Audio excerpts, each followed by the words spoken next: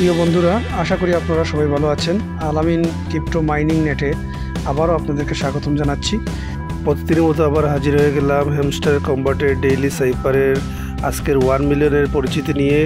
প্রথমে আপনারা স্ক্রিনে দেওয়া লেখাগুলো ভালোভাবে পড়বেন, তারপর মনোযোগ সহকারে প্রেস করবেন।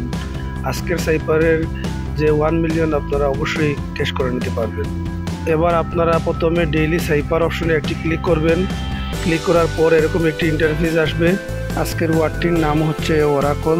ওরাকলের জন্য প্রথমে স্ক্রিনে 3বার টাচ করে ছেড়ে দিবেন, চলে আসবে ও।